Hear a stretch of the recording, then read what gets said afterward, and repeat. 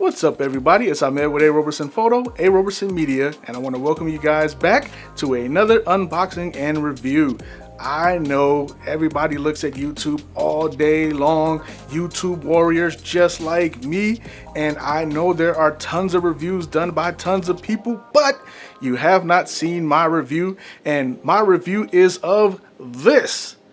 I'm turning it at an angle because the light hits it. You see that? Don't want you to be blinded by the glare, so I turn it to the side. This is the Glow Easy, Glow Easy Lock Parabolic Softbox, deep parabolic 28-inch softbox. I know you're probably thinking, how's this dude lighting look so good, especially from when he began? That's because of my upgraded equipment. Along with the Glow Easy Lock 28-inch parabolic softbox, I have the Neewer Sl60W COB light. Yeah, I mean, I still got my NL660s back there in the corner, and they're still good. I love them just the same, but I wanted to try something different. And through all the ups and downs that I've had trying to get my lighting right with the NL660s, this SL60W 60 watt COB light is actually working pretty good for me. So far, so good. And the best part, well, I mean, I guess you could say the best part, I'm only using it at 55% right now.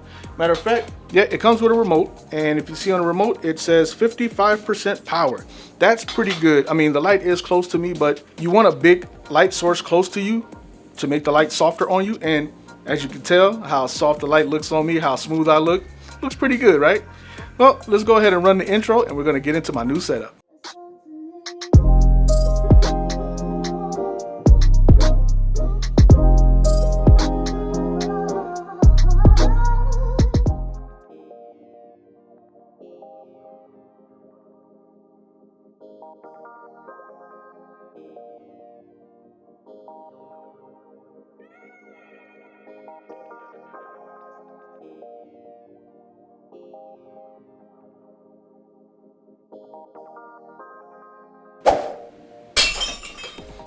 As you can tell by my slide by, pan by, smooth passing by of the instruction manual, it's pretty well put together, and it's pretty straightforward. I mean, the softbox or parabolic softbox or whatever you want to call it is already put together for you very nicely. I have a lot of behind the scenes footage here, and I'll just talk over it because I know you get tired of looking at my mug all the time, but that's your problem, not mine, right? No, I'm just playing with you guys.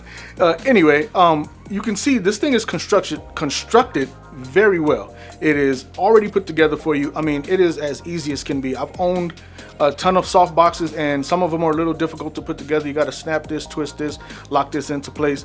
This thing right here is put together so very well, and I mean, it is literally ready to go. You basically take it out of the pouch or carrying case that it comes with, slides right out. It has a little Velcro tie around it to keep it in good position. You slide it out of the bag, and it has a couple of other accessories with it.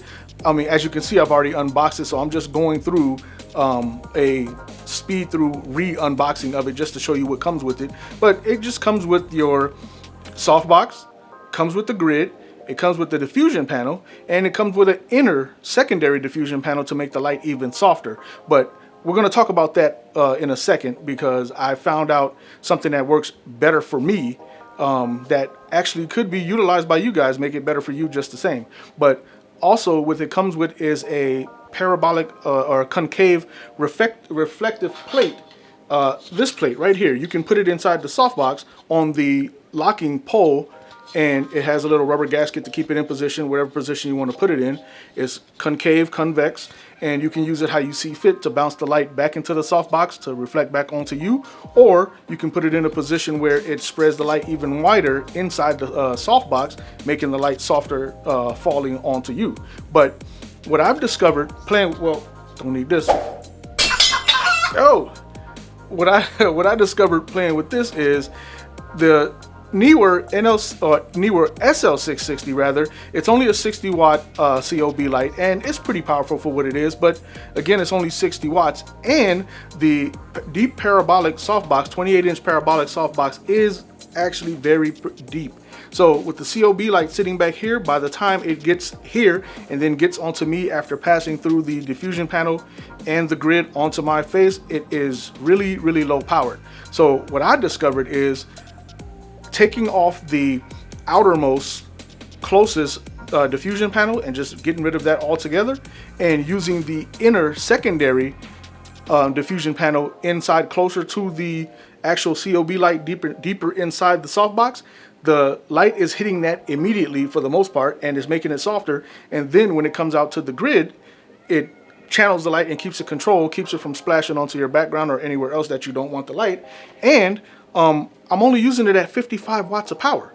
I'll put up some footage here to show you the difference between 100 watts of power with the outermost diffusion panel only, 100 watts of power with the inner diffusion panel only, and then 65 and 55 watts. I was playing with it trying to find my sweet spot, and I think I landed at 55 watts of my sweet spot, which is great, because that means the light's not going to run as hot. It's going to be more efficient, hopefully, because it has that much more headroom, you know, running in at 55% as opposed to 100%. And the light is soft. The distance between the softbox and me, or in the camera rather, is literally, I want to say maybe 16 inches, give or take. About 1.5 feet or so, maybe a little bit more, maybe a little bit less, give or take somewhere around there. About 16 inches. So proximity, you know, you want it closer to you because you want to have a softer roll off. The hot spots are not as bad because with the innermost diffusion panel, it also has, it seems like, a thicker piece of diffusion in the center to keep the hot spot off you just the same, because I know when I smile, my cheeks tend to light up. You see right there, it's a little hot, you know, but for the most part, this light is pretty smooth, pretty soft. So I like that about it a lot. In my last video, I believe it was my last video or one of my most recent videos, I was using the GVM80 light, and I had to send the GVM80 back because the light was more powerful at 80 watts as opposed to 60. Not night and day difference in power, but it was more powerful, but it also got hotter. I think it was just a poor design to where the mounting plate was covering the heatsink, or the mounting plate itself was the heatsink. So when I would get done and try to tear it apart, touching the GVM80, I mean, you don't want to touch the heat sinks anyway, but if I accidentally touched it, which I did, it got pretty hot. I mean, it was pretty hot, and my videos at the most last maybe 30 minutes, which I try not to do all the time, but my recording is maybe 40 minutes. You know, I don't do that many takes. As you see, I stumble over my lines a lot. I just try to get straight through it, get to it, and record this in as real time as best as I can. Anyway, with me running, even when I first tried this or this Sl60W, I'm sorry, I'm fumbling over my lines like I said. Even when I tried the Sl60W and recorded at full power when I used my other Paul C. Buff softbox, which I converted, and I switched this because this is smaller and the light quality is still just as good, but that Paul C. Box 32 by 40 inch softbox was just too big. It was just too big. I used my second bedroom as my office space, and it was a little cramped in here, so I had to downsize, but I wanted something with good quality. But anyway, when I used the Sl60W with the giant softbox, it was good, but I had to run it at full power to get the quality of light that I'm getting right here, right now, at 55 watts of power. So this thing, it works really good. I mean, it's absolutely worth the money. The build quality is top notch. Everything is exactly what I need it to be. But I wanted to show you guys, because I'm sure you've seen a lot of unboxing videos of this light already. I just wanted to show you guys an alternative way to use it, which I think actually works better, more efficient. You don't have to use as much power. The hot spots might get a little bright if you turn it up all the way up to 100%, which I'm going to do right now just to show you. So I would imagine you probably put it a little further away from your subject, but see, here I am at 80 watts all the way up to 100. It's a little hot. You know, I mean, of course you can probably do something in post, but I mean, hot is hot. If it's blown out, it's going to be blown out. So, whew, I'm going to leave that in. I'm not even going to take that out. So anyway, let me drop it back down to 55 watts. Let me get there. There we go. See, I think the light looks a lot better. It's a lot smoother, a lot softer, softer light roll off, or fall off rather, with the diffusion panel, the innermost diffusion panel on the back with the grid on.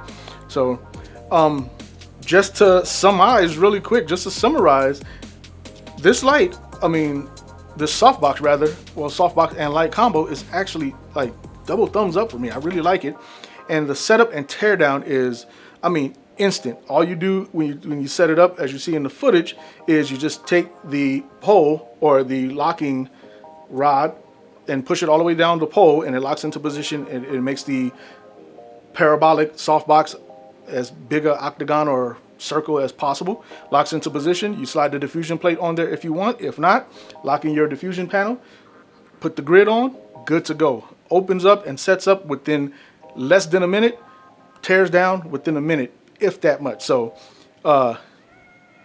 thumbs up all the way across the board. I mean, if this thing lasts me 2, 3, maybe 4 years, it'll be worth every single penny that I paid. And I want to say, did I pay 69 bucks, 59 bucks for it, US? I don't know. I'll put a picture up, a screenshot of what I paid for it at the time. And hopefully, if you guys were considering a deep parabolic softbox, hopefully this helped you in your decision. So anyway, this is Ahmed with A. Roberson Photo, A. Roberson Media. And if any of you guys have gone over to my cooking channel, I Really Can Cook, I appreciate you guys for checking it out. Yeah, I'm still learning, I'm still practicing as I'm building and developing that channel, but it's a lot of good content in there if you like to get your eat on like me. So anyway, I'll see you guys at the next video.